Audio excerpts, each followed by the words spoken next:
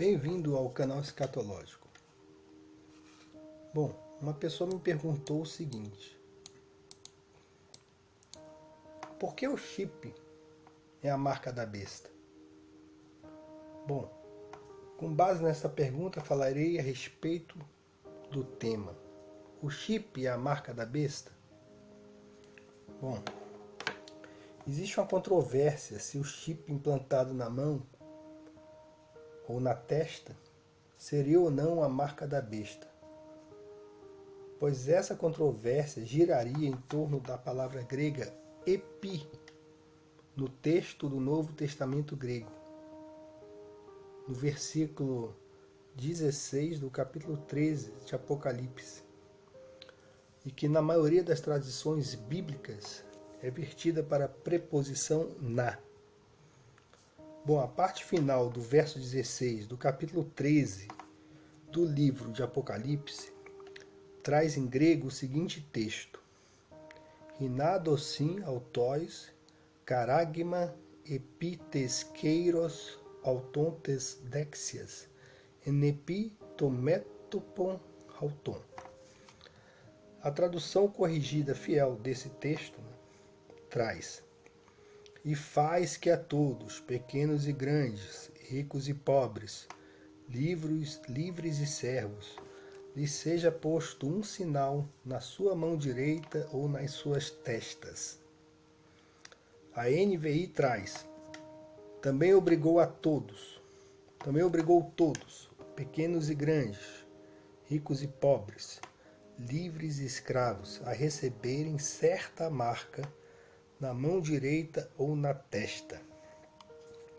A versão britânica, por sua vez, traz: a todos, pequenos e grandes, ricos e pobres, livres e escravos, fez que lhes fosse dada uma marca na mão direita ou na testa.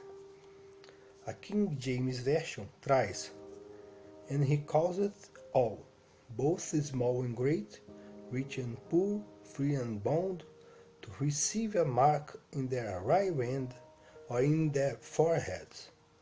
A preposição in, em inglês, que aqui é a tradução da palavra grega epi, significa em, de, para, por, dentro, interno e que vive dentro de.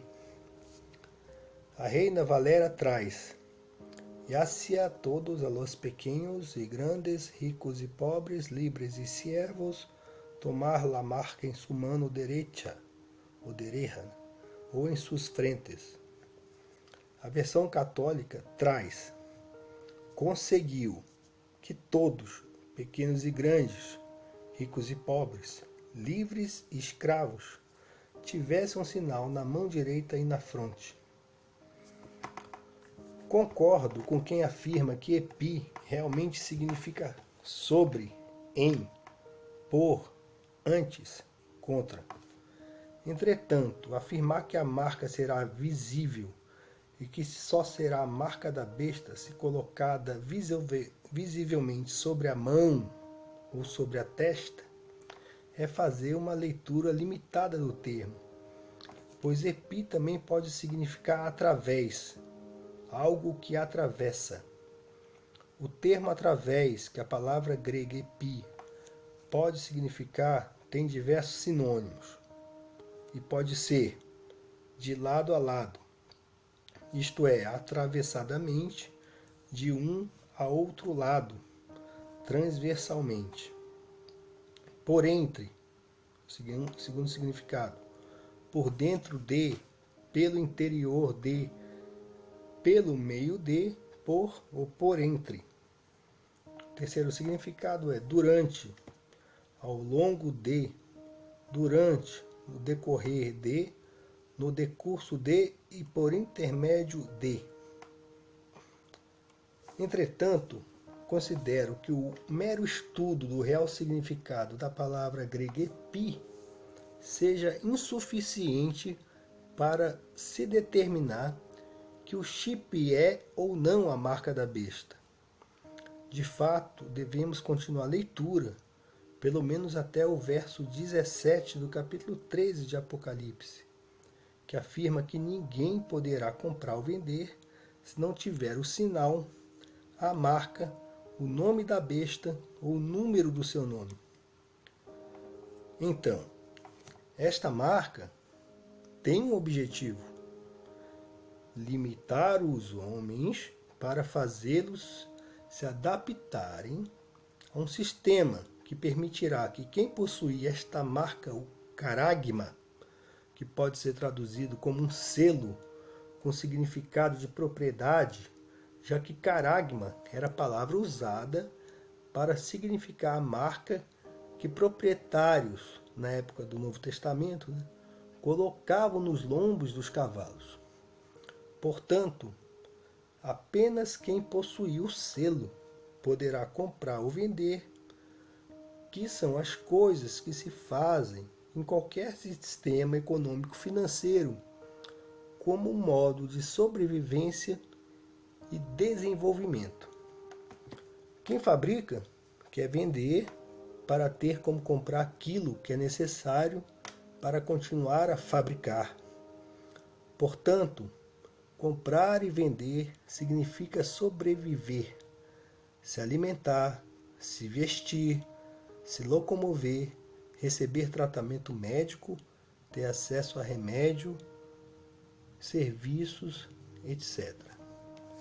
Portanto, para você saber se o chip ou qualquer selo que venha a ser exigido para que as pessoas tomem parte efetiva no mercado de troca de bens, serviços e mercadoria é ou não a marca da besta, é necessário apenas saber se esta marca, o selo colocado sobre ou dentro das mãos ou testas das pessoas, é indispensável e obrigatório para comprar ou vender. Não é recomendável interpretar a Bíblia apenas pelo estudo das palavras. É necessário inserir o texto dentro do contexto. E o contexto histórico em que essa profecia do controle total tende a se cumprir é o tempo em que vivemos. É o tempo da alta tecnologia, onde as pessoas são monitoradas, seu consumo, seu modo de vida, gostos, lugares que frequenta, relacionamentos que possui, por diversos mecanismos criados por esta tecnologia. Bom, vamos reler o verso 16, prestando atenção na primeira expressão. É o verso 16, que ele fala: e faz, só a segunda parte, tá, pessoal? E faz que a todos, pequenos e grandes, ricos e pobres, livres e servos, lhes seja posto um sinal na sua mão direita ou nas suas testas. Bom, a tradução corrigida fiel traz: e faz que a todos. A NVI traz: também obrigou a todos, ou obrigou todos.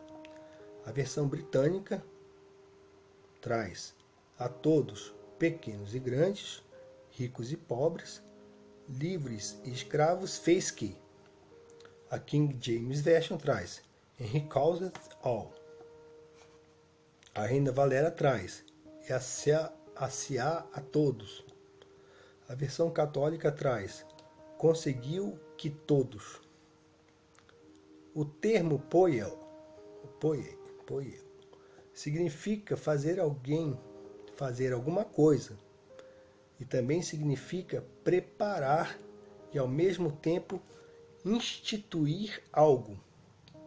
Esta marca não será, no meu entendimento, e no que diz respeito ao seu uso, algo que será implementado à força. O termo poio tem mais o sentido de influenciar para conseguir alguma coisa, instituir algo mediante demanda de tempo e esforço contínuo ou preparação incessante.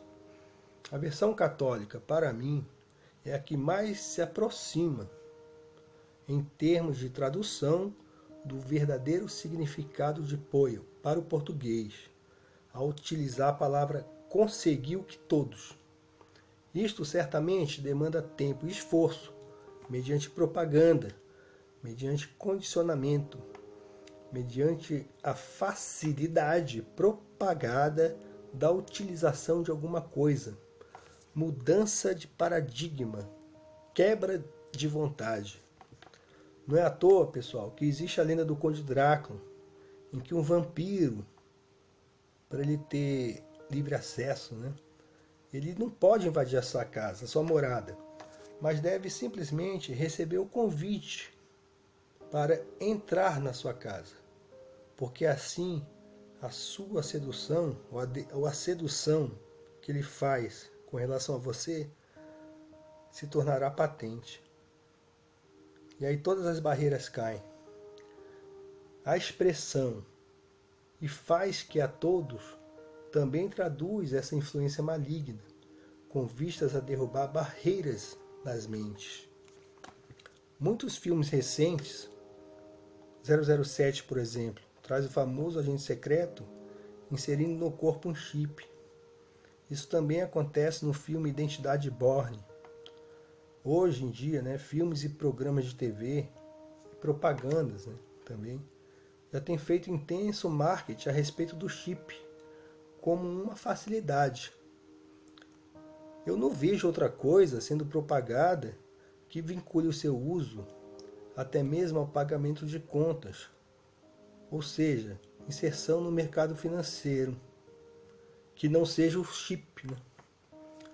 Por fim, né, lerei o comentário de Chaplin, que em seu comentário na sua obra O Novo Testamento Interpretado, versículo por versículo, em que comenta o Novo Testamento no original grego, afirma o seguinte. Vamos ler aqui. A marca da besta. Esse tema tem ocasionado muita discussão e variadas interpretações, representadas pelas principais abaixo. 2 pontos. O pano de fundo do tema é o caragma imperial. Desman, em seus Bible Studies, página 240 e seguintes, mostrou que os papiros dos primeiros séculos nos fornecem evidências de que os documentos comerciais oficiais tinham de ter o nome e a imagem do imperador estampados. Isso era chamado de caragma, a palavra que aparece no texto traduzida em português por marca. Nos tempos antigos, tal como agora, os animais com frequência eram marcados com o nome de seu proprietário. Isso também ocorria com frequência no caso de escravos, os quais eram reputados pouco mais que animais. Paulo usava esse fato para ensinar uma lição espiritual. Ele trazia a caragma de Cristo em seu corpo. Gálatas 6,17. É possível ler em Macabeus 3,29 que Ptolomeu Filadelfo compeliu alguns judeus alexandrinos a receberem a marca de Dionísio, folha da era, o que supostamente os identificava como seus devotos.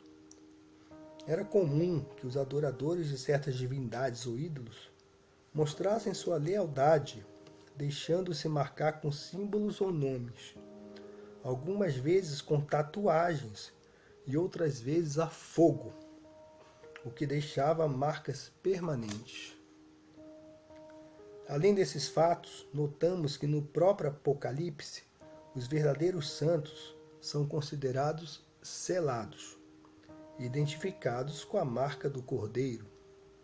Alguns intérpretes pensam que o pano de fundo da marca se acha na prática dos judeus usarem os tefilim, ou filactérios, na mão esquerda ou na testa. Era uma marca de piedade e dedicação à lei, embora provavelmente também fosse usada como um amuleto.